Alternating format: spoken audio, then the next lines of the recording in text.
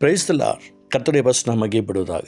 பரிசுத்த மத்தேயு சுவிசேஷ புத்தகம் 15ஆம் அதிகாரம் 28வது வசனம். இயேசு அவளுக்கு பிரதியுத்தரமாக, ஸ்திரீயே, உன் விசுவாசம் பெரியது, நீ விரும்புகிறபடி உனக்கு ஆகிறது என்றார். எனக்கு பிரியமானவர்களே, இந்த பரிசுத்த உயிர்த்தெழுந்த ஓய்வு நாளில் கூட கர்த்தருடைய நாம் மகிமைப்படுவதாக. ஆண்டவருடைய ஆசீர்வாதம் உங்களோட கூட இருக்கட்டும்.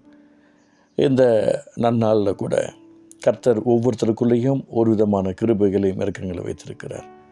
யாருக்கு என்ன கொடுத்திருக்கிறாரோ அதை சார்ந்து அவருடைய வாழ்க்கையில் வெற்றியை பார்க்க வேண்டும். போகட்டும்.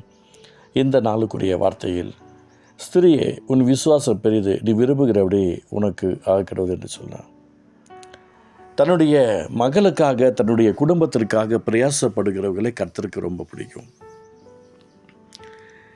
நீ பேசாத, அமைதியாக வேலையை பார்த்துட்டு போ என்று ஆண்டவர்கள் சொல்லியிருக்க முடியும்.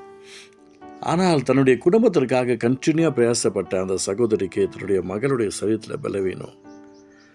எத்தனையோ பேருடைய வாழ்க்கையை நல்லா பார்க்கிறோம். தன்னுடைய குடும்பத்தை குறித்து அக்கறை இல்லாதவர்கள் எத்தனையோ பேர் இருக்கிறாங்க. நம்மள்கிட்ட என்ன இருக்கோ இல்லையோ, விசுவாசம் இருக்கணும். அந்த விசுவாசம் ஒரு மனுஷனுக்குள்ள கர்த்தருடைய நாமத்தை மகிமைப்படுத்த முடியாது இருந்தால் நிச்சயமாக ஆண்டவருடைய கதவை தட்டும். இந்த பரிசுத்தாவின் கனிகளில் இருக்கிற விசுவாசம், இந்த விசுவாசம் ஏசப்பட்ட மன்றாடி அந்த அற்புதமான ஆசீர்வாதத்தை பெற்றுக்கொள்ளுகிறது. நிறைய நேரங்கள் நான் பார்த்திருக்கிறேன். எனக்கு ஒரு தேவை என்றால், எதிர்பார்ப்பு என்றால், ஏதாவது ஒரு விஷயத்தில் இருக்கா ஜெபிக்கிறோம் என்றால் சொல்லுவாங்க, நீங்கள் ஜெபம் பண்ணி வச்சிங்க, உடனே எனக்கு நல்லாயிடுச்சு, எனக்கு அற்புதம் நடந்தது, தேவைகள் சந்திக்கப்பட்டு சொல்லக்கூடிய நபர்களே தெரியும்.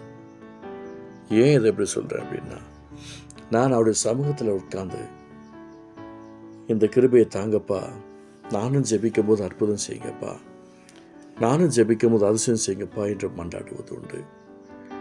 அந்த மன்றாட்டு நிமித்தமாக நான் ஆண்டவரிடத்தில் மன்றாடும் போது அது விசுவாச கனிகளாக மாறும்.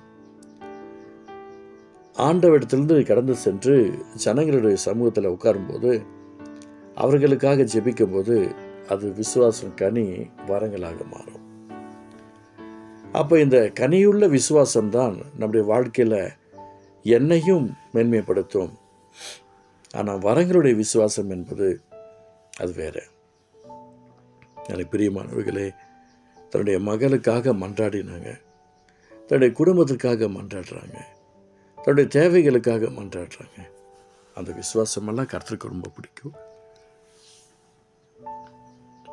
அப்படியாப்பட்ட ஒரு விசேஷித்த ஆசீர்வாதம் உள்ள ஒரு விசுவாசம். இந்த விசுவாசத்தை கெட்டியாக பிடிச்சுக்கோங்க. நாம் எதற்காக ஆண்டவருடைய நாமத்திற்காக அழைக்கப்பட்டிருக்கிறோமோ அவருடைய நாமத்தை மகிமைப்படுத்த முடியாத ஒப்பு கொடுத்து ஓடுவோம், அவருடைய நாமத்தை மகிமைப்படுத்துவோம். நான் விசுவாசத்தோடு சொல்கிறேன், கர்த்தர் மேன்மையான ஆசீர்வாதத்தில் நிரப்புவார்.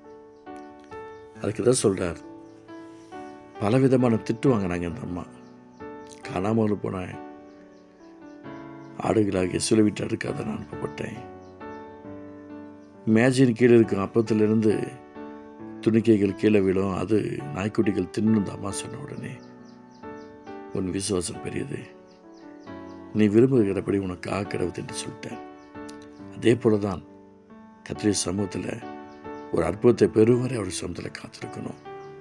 அப்படி காத்திருக்கும் போது எந்த சூழ்நிலையாக இருந்தாலும் ஆண்டவர் ஒரு அற்புதமான ஆசீர்வாதத்தை தருவார். அன்பு தகப்பனே, இந்த ஜீவ வார்த்தையின் பிரகாரமாய் நீர் ஆசீர்வதியும். உங்கள் அளவற்ற கிருபையினால் கர்த்தர் பெருகன் செய்யும். இறக்கம் மட்டும் பரிசுத்தப்படுத்தும் கிருபை தாங்கட்டும். இயேசு மேல பிதாவே, ஆமென்.